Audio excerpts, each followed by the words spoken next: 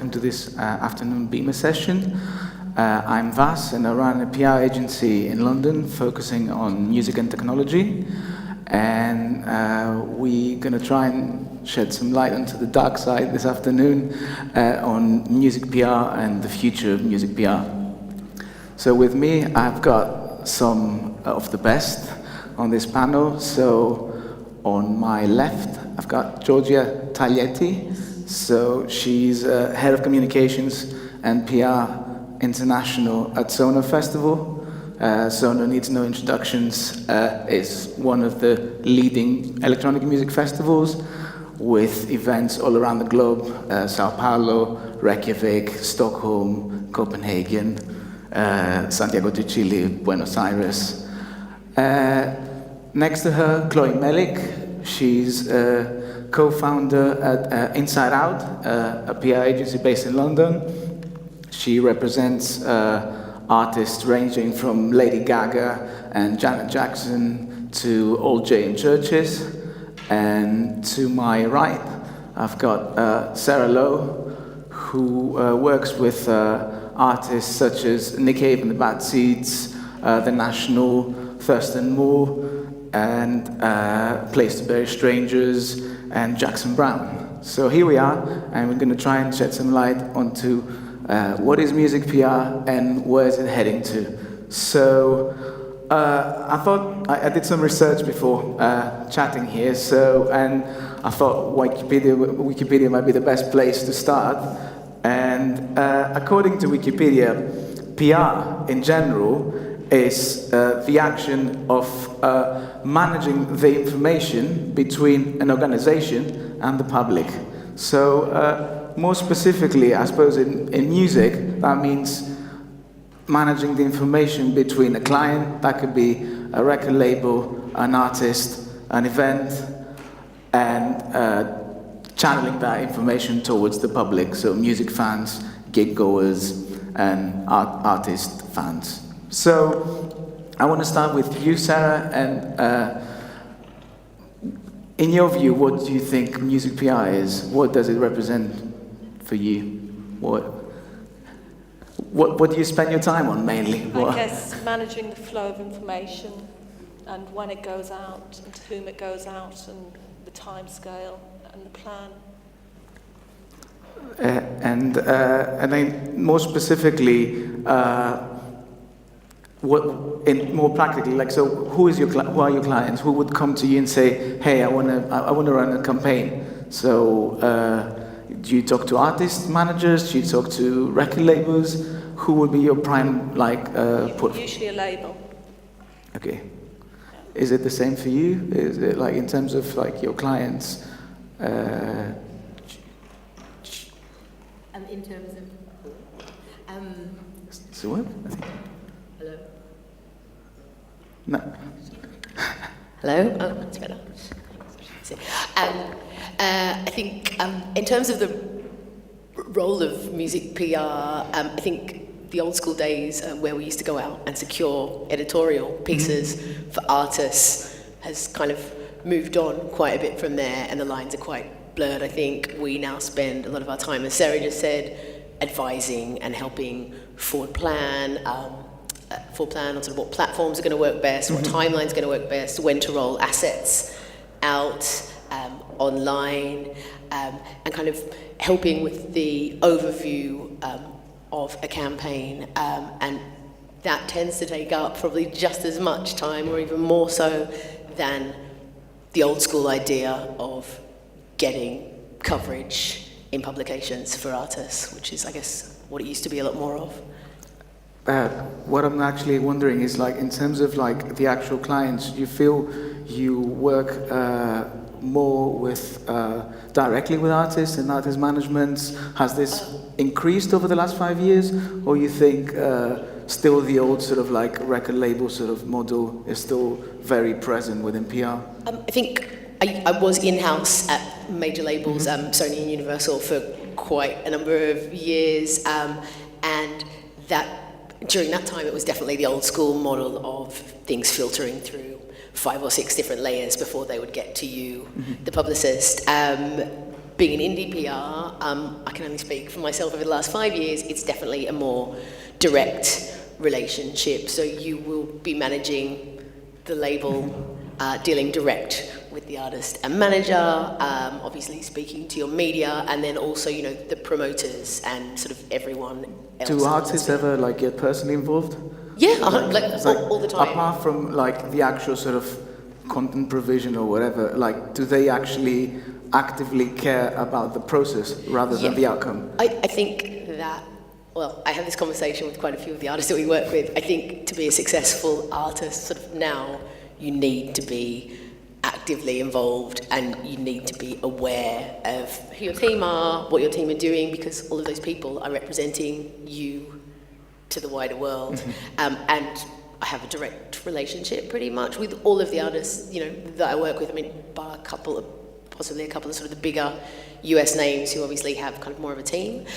But yes, and I think that's really important because it means that we can put their message direct to the world without it becoming a case of Chinese whispers. Yeah. And how about you, Georgia?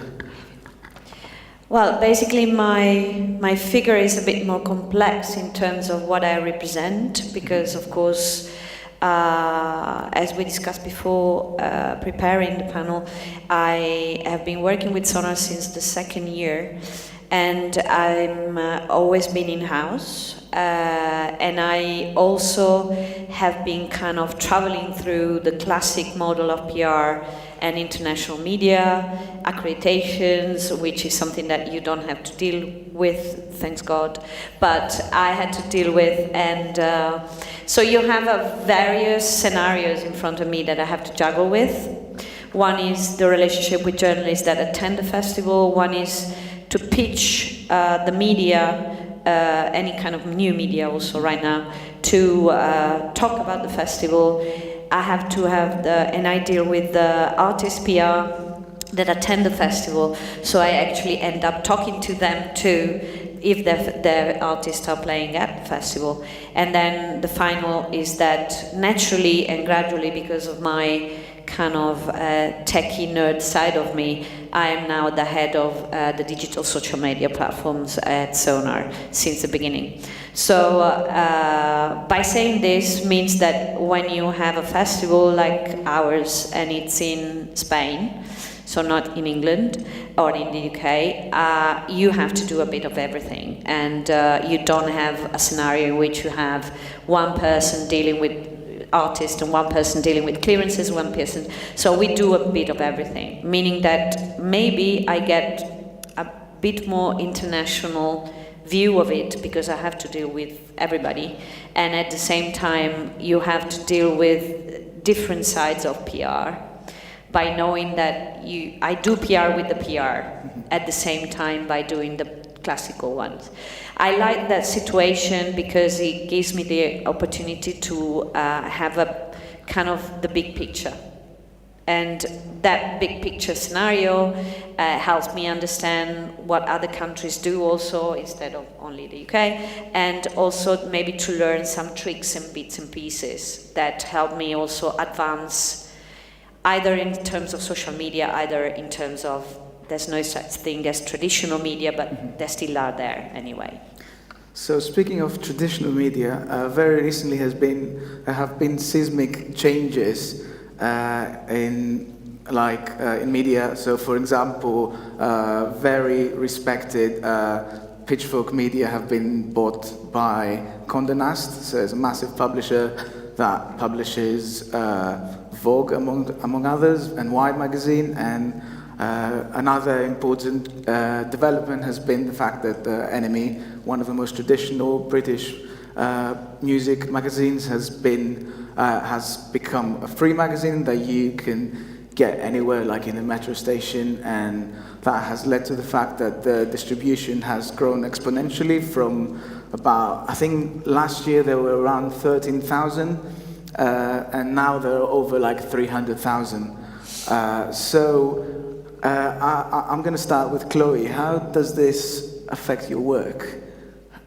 In terms of the NME specifically, I think a lot of people have kind of been down on them because they were that traditional go-to music magazine. But when you're a magazine with a circulation of 14,000, and I guess the choice is fading into oblivion or changing things and making it work, I think that the new magazine definitely isn't the enemy that people know, but they're doing a good job of trying to stay relevant, not specifically with the music crowd, perhaps, that they used to appeal to, but to the wider consumer who are travelling on the tube or picking it up wherever it's given away free. And how do you feel this? How does this affect your work in terms of like Enemy being like a much bigger sort of outlet for you to pitch to, but a very different sort of beast editorially? So do you feel that these changes are kind of like changing what we do, or? Yeah, I mean, they definitely change. There's so few print outlets for music now. Obviously with NME now shifting towards a much more mainstream demographic. A lot But of them. is print that important? Because there's massive digital publications. No, don't want to get myself in trouble here. I need to be careful. NME, I think, NME specifically, is important in positioning still, and artists and labels and other media still look to that outlet, even if it is only 12,000 people in the real world are actually picking up. So what it does is it can be a tool for us to use to get other media interested, or we will secure a piece that will help radio or help with people plugging Spotify playlists, like all of those things. And in terms of our roster specifically, yes, we now have some bands that aren't going to make those pages anymore, but we also look after quite a few sort of large mainstream acts, so the shift kind of helps in that area. Yeah. How about you, Sarah? Has this affected your work at all? Well, is this... Because I feel that some of the artists you work with have been around for many years. So you've been through these like changes in media. So like Nick Cave and the Bad Seeds have been around like the last 30 years basically. So they were around the era of Melody Maker and the old Enemy, and now all these new media are a different sort of like type of place to pitch to. So I wonder how somebody who represents these artists deals with these changes. Well, I think it all depends on which artists you're dealing with, and then you look at a map to see where you want to be at the end of the campaign, and you kick off the campaign and you work your way through the targets, and you have B's and C lists of where you want to go. And so I don't think it really matters what the sort of landscape is out there. It's because it changes so often these days that you just start a campaign, you know where you want to be, you know where you want to go, and you build your campaign from the get-go up. So I think, talking about individual magazines is not necessarily the right way of thinking about a PR campaign. I think I put a lot of attention to, as we spoke earlier, to humans.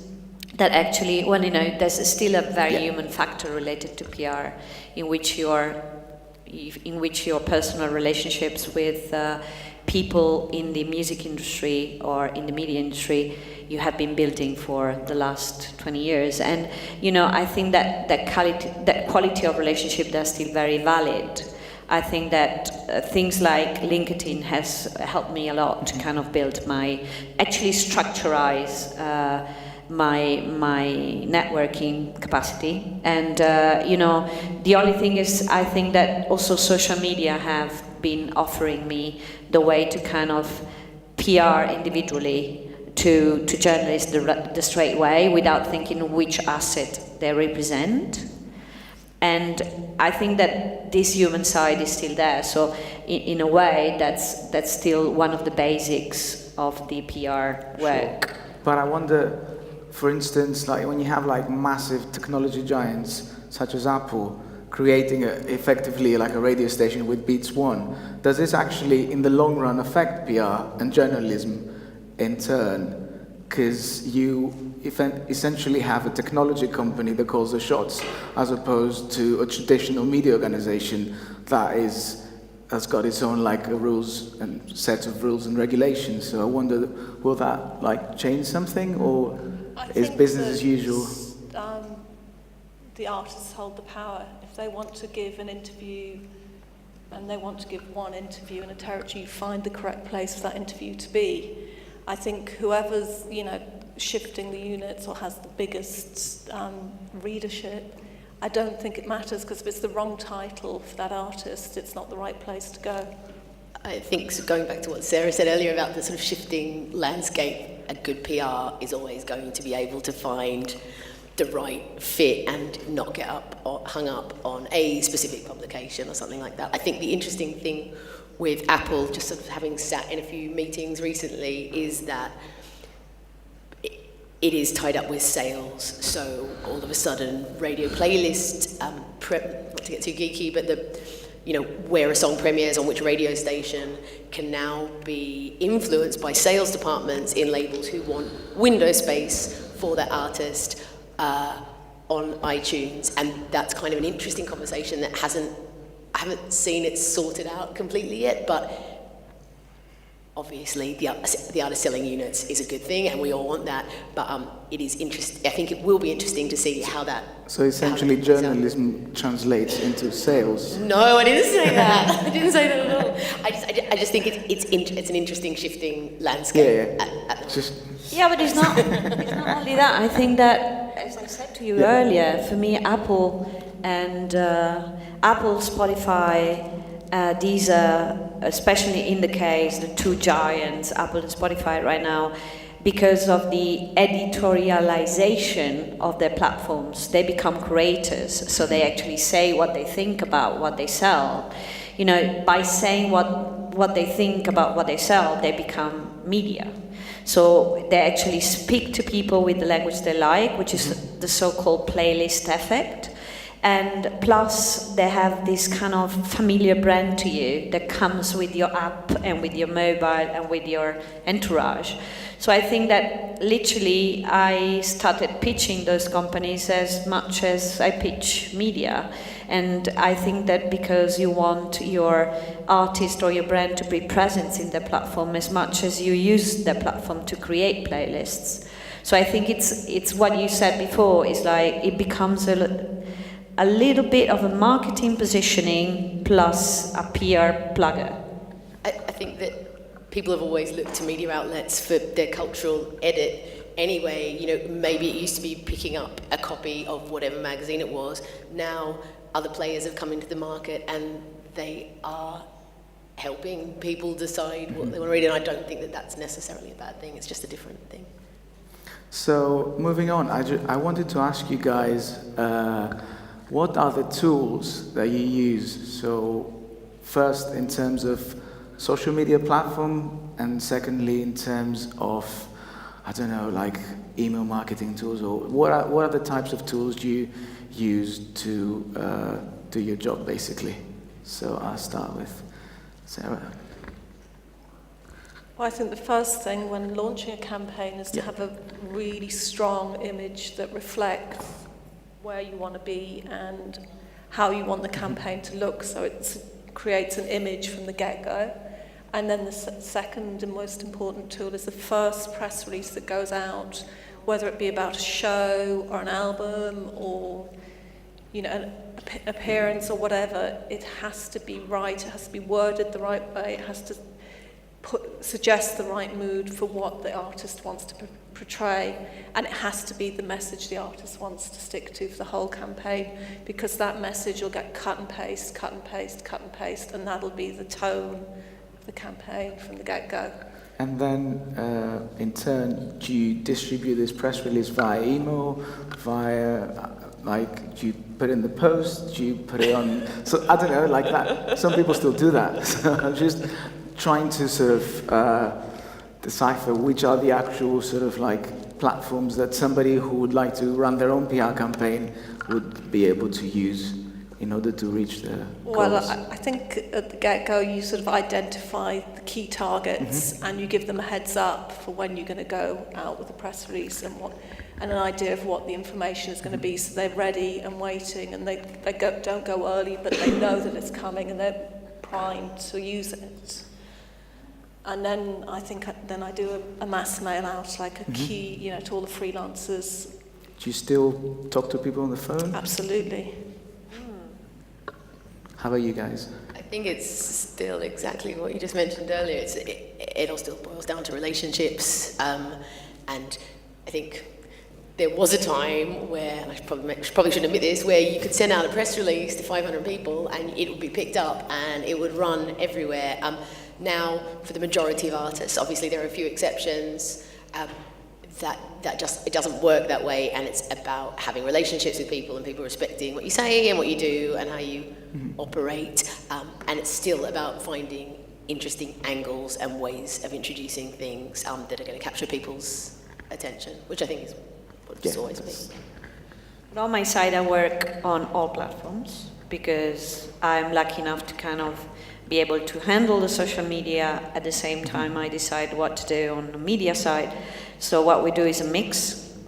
And lucky us, like 2 years ago, we kind of liberate ourselves from the fact that social media should come after a press release. That was a very standard obligation that some of the journalists still obliged us to do, and then in a sudden we kind of shift that. So right now we decide that certain kind of content can go straight to the social media without going through a press release. Then the press release comes when there is such thing as food for thought, so things that actually matter for the press, because of course I have not a campaign as such, but I have a 12 months campaign, so I need to structure that in and out. So but in terms of platforms, which are the platforms that you I use, well, actually then aside of it, I built a LinkedIn list, which some of the people I hear are part of it.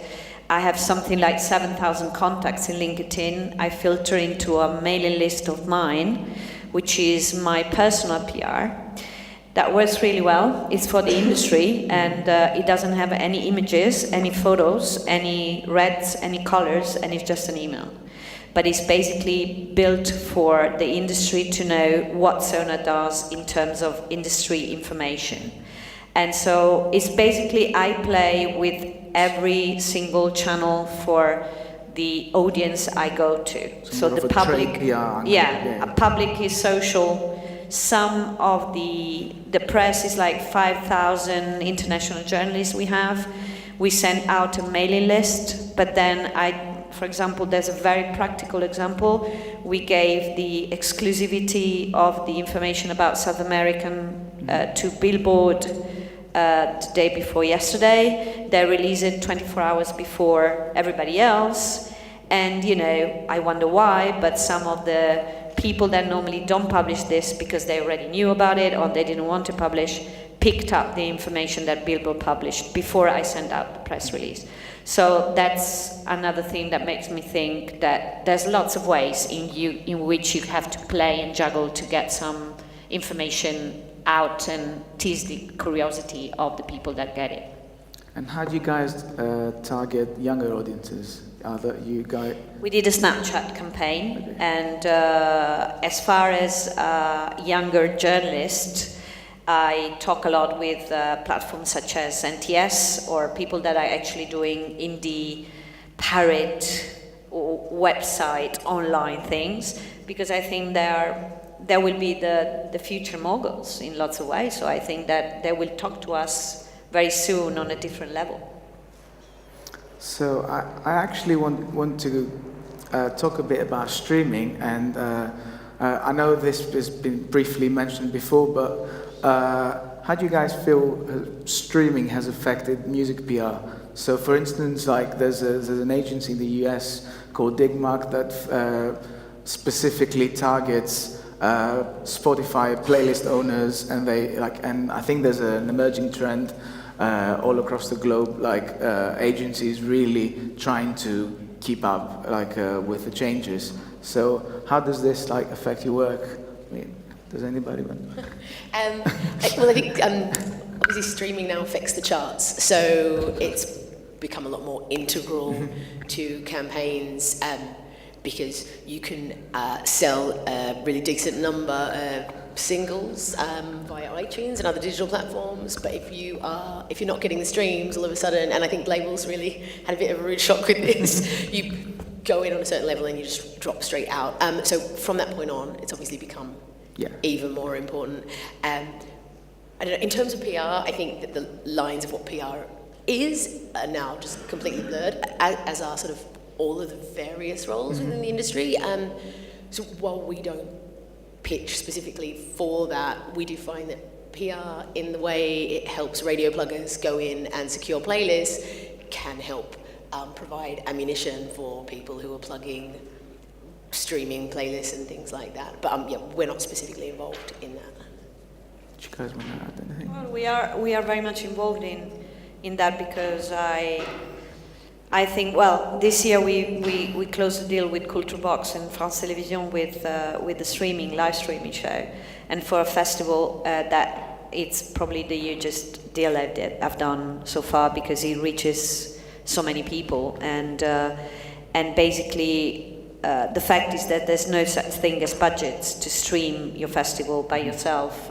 We don't have that budget, so it's basically somebody that moves. And this is basically the future of TV. I mean, it's related to the future of TV. The a la carte menu of TV will be concert streamed, in which you have to deal with the fact that you're creating a content that then helps you out with the VOD and the whole thing to sell out what you've been before. So now for me, it would be like, look at Sona, this is what you've been, and the message and the pitch for everybody would be, can you come back? And then you get much more exposure by doing that. So the audiovisual content to pitch is very important, and I never had so much content until I finally had that stream happen, because we can't use YouTube because of their advertising, and we can't use advertised videos to promote the artists that participate in Sonar. So the videos and the audios are becoming less and less usable for me, because they go with brands, basically. So I'm moving to the $100 million question. How often do you find yourselves you have to defend editorial versus advertorial? So how often do you go to a media outlet and they go back, yeah, this is really interesting, but we would like to tie this into like a marketing campaign. So is this something you have to constantly fight with, or it never? How about you, Sarah? No, I don't really come across that. I mean, and when I do, it's not, I pass them on to the marketing department. It's a simple, it's a split, so it's not something. I mean, if something like, I think we once did Moby with the Sunday Times Culture, and that was, the album was pre-packed, but again, that was handled by the marketing department, and that was handed over. But it wasn't a bargaining tool, it was something that we wanted to do. So we don't bargain that way. How about you, Chloe?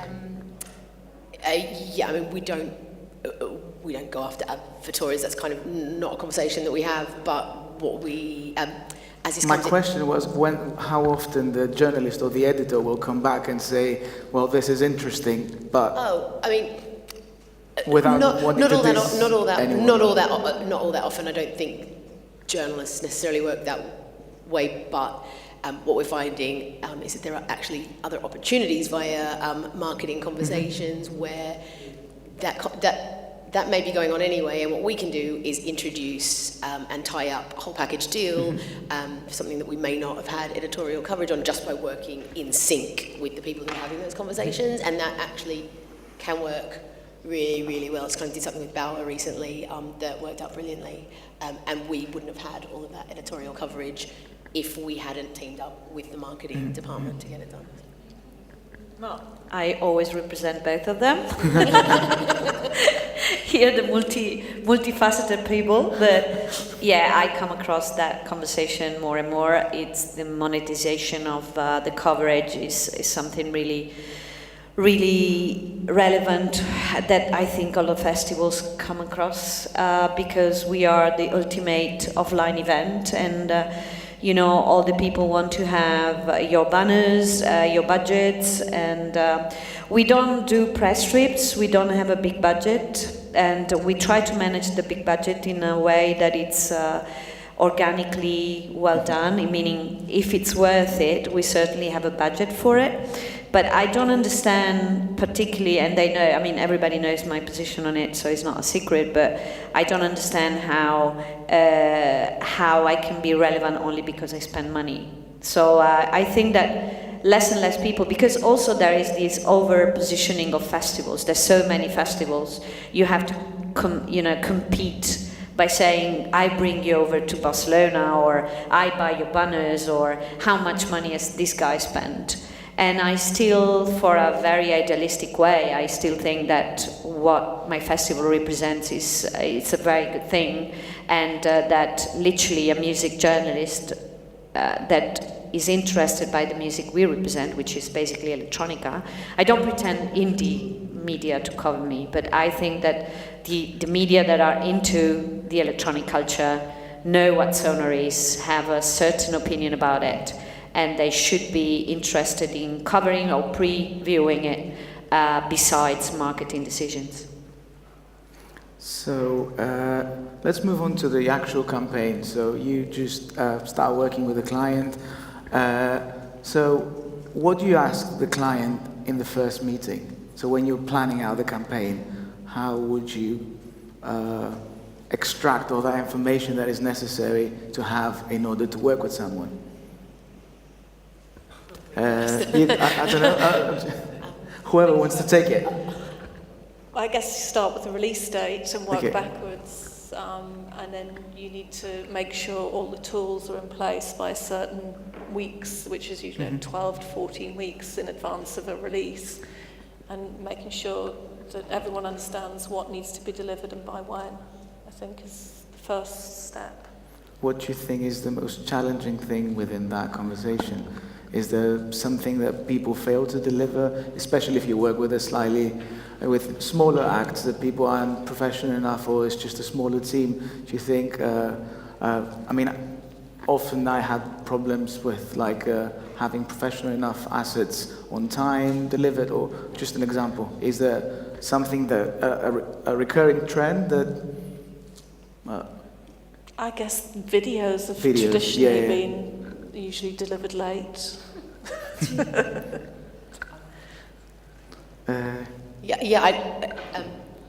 Aside from, I guess, that is definitely the nuts and bolts practical. You also, in the first, because every artist is different, in the first instance, you kind of want to know what they want out of a campaign. Yeah. Not every artist wants to be on the front page of a magazine or in a certain place.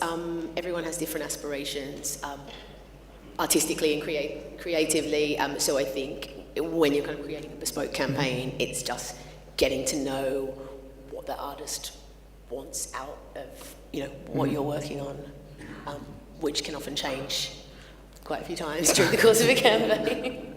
And being in sync with what the label and the manager wants as well, making sure everybody's on the same page, I think is really important. And I do find, I don't know about you, Sarah, that that's becoming more and more part of the PR's role, is helping to pull all of those strands together at certain times.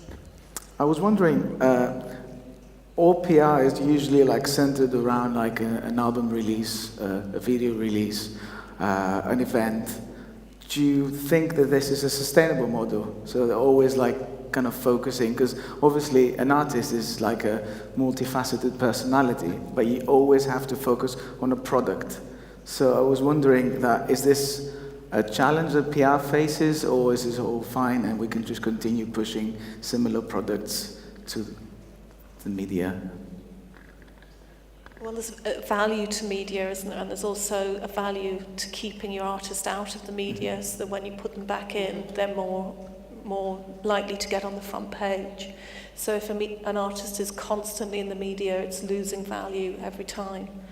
So I think it's important to be aware of that and keep the spaces in between features. Well, I'm just wondering, like for instance, like an artist might be particularly outspoken on a specific, say, political issue, but it not necessarily is tied to, obviously, a release. Do you often get the chance to actually represent a client on not necessarily music or release-related topic? I think that goes back to the aspirations of particular artists and what they want to do, and obviously as PRs, it is our job to help them realise whatever those aspirations are. And for me, it's like, is it newsworthy, and is it timely, and is it current? So, while media, for the most part, will want it something to be pegged around a release or there are occasions, and they're probably the most exciting occasions, where you get to sort of, your artist becomes current and really newsworthy. So I think, yeah. Well, for me, it's more like that's also why we do the events abroad. There's certain PR and communication objective that on why we do events outside Barcelona, and that works for me a lot, because when we started thinking about how to keep the communication going 365 days about Sona, I needed some reasons, and we also have powerful reasons to, the export thing, but also every time that we finish a festival, we do this kind of self-conscious like thinking about what will be next and what we've done wrong and what we've done right. So I always have to kind of think about the next pitching. Now we're also expanding the Sona Plus D, which is the technology and business side of Sona, and that for me is fantastic as a PR, because I have this 360 degrees event and I repitch the thing, and people have this kind of fresh view about Sona that actually opens to a new kind of wired, techie side of press. So even me, I feel kind of refreshed by the fact that I can devote myself to something new and start again, because of course we're talking about an event that is going on for 23 years. So it's like, also me, in terms of event, I need to kind of freshen out new releases in terms of content.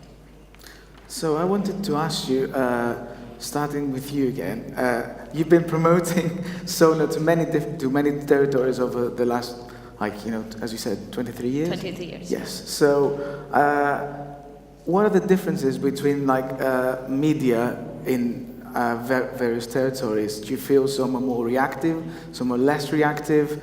How do you go about promoting Sona in France? How do you go about promoting Sona in the US or Britain or Germany, for instance? Well, I think that traditional media, that there still are traditional media, like newspapers and news and TV news and radio news and stuff, they are more or less the same. They come from the tradition of the BBC, and it's like very kind of objective. It's very, and this is also what you get sometimes when you go to Latin America and you get like El Clarín or the big newspapers. But then I think there's three levels. That traditional media, that's still there for mainstream. In the middle, there's this kind of hybrid form of media, which is smaller groups, private groups, advertorial groups, and fashion magazines and blah blah blah, which are in the middle. And then you have the specialized online, and specialized online is global. I mean, they can be in French, they can be in English, they can be in German, but if they like electronic culture, they grab it instantly, and they actually, copy and cut and paste, as you said, and then they perpetuate the information. I think the most important thing about international coverage is to, speak the language. I'm fortunate enough to do that. So, because PR is very idiosyncratic with language. Would you send out press releases in French? No, depends on which opportunity I have. Italy, my assistant is Italian, I'm Italian. Sometimes we pitch in Italian, and we know that that's easier in terms of biggest assets, because not all of them like you to And in the French market, of course, it's very important to kind of grab the attention of the French-speaking world, and I currently speak French, so I go there and I pitch myself. Without that language skill, it won't be that easy, because it's very important in PR to kind of, that's what is PR about. Also, it's about words, about wording, about knowing how you want to convey, as you said in the Wikipedia, convey that message. Crisis management is one thing also that we do a lot right now for social media and media in general. 10 Walls, for instance, has been one of the biggest crisis management we've had in the past year, and it's been I'm quite happy about how we dealt with, but it was huge. And it went into the media the way that we had to deal with that. And this will be, as climate change, more and more often, because crisis management feeds itself from the need of public to kind of eat that kind of tragic things, or about scandals and stuff. So I think that's one of the things that PR will be always needed from, is to actually manage those crises. There's no such good thing as PR to manage those type of crises, social media or traditional media whatsoever. How about artist-centered PR? Do you guys feel that the US and UK are still like the leading territories, and is that something that can change? Or if your artist got a substantial following in non-English speaking territories, do you think that is of relevance to media and PR? Yeah, we look after a couple of artists that are doing really, really well in specific European territories, and we're able to use that to illustrate to UK media, and potentially kind of create some momentum off the back of that stuff. As to everything else, it's hard for me to say really, because I'm based in the UK, so I'm biased. It's definitely, if something's doing well in Europe and there's a story building, it's definitely a story that we feed back into the UK, for sure. How about the relationship between the US and the UK? Do you often find yourselves pitching to an American outlet instead of pitching to a British outlet, or is it something? I don't. I usually, if it's an American outlet, I usually defer to the American PR. Okay. We tend to, with online, we tend to deal a lot with US outlets, just because a lot of the most impactful music-specific websites are US-based. So we do quite a lot back and forward, but often in sync with US publicists if they're on board. So I think we have another 2 minutes. Just to sum up, what do you think is, after all we talked about the value of PR, and how does this gonna translate in the future, in the next sort of, say, 5 years? So I think the value of PR hasn't changed in itself, because I think the message is the message of the artist. Whoever you're representing, whatever you're doing, you need to get that message out. It's not about whatever individual media outlets there are. It's about the individual message and getting that message to land. Yeah, pretty much what Sarah said. I think just because the media landscape shifts and the tools shift and the outlets that you use shift, I think the value of PR to help convey that message is always going to be there. It's just the ways that you do it the ways you do it, the content you use, and the platforms you do it with are going to change.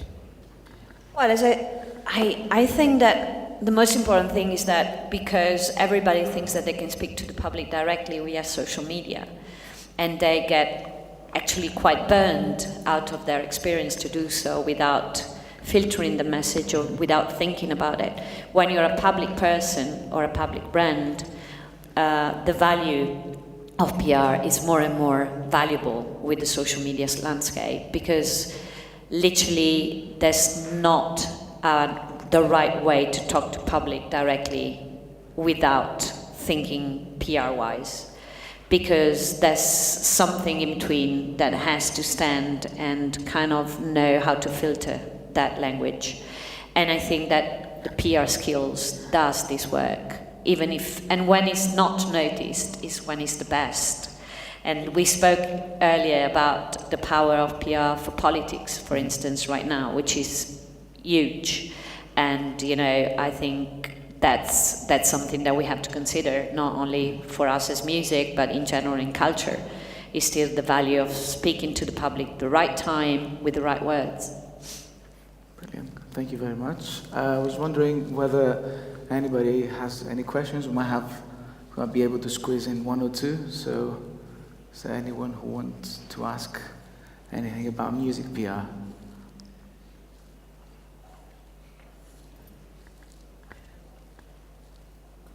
Would you say that there's a difference between specifically a publicist and a PR firm? Is there a difference between an artist hiring a publicist specifically and working with a PR firm, or is it the same thing? I think if you have a good representative at a PR, I think it depends what you want. If you have someone specific in mind, then that's one thing. But if you look at a PR firm and see what they do and what they're about and the artists that they represent, and you like the idea of that, and they're good at what they do, then you will have a good publicist. I think it's kind of. I mean, people do have personal publicists, obviously, which can be a slightly different thing. But so for the most part, it's kind of the same thing. Anybody else? Okay, then thank you very much. Thank you. Thank you very much. Thank you.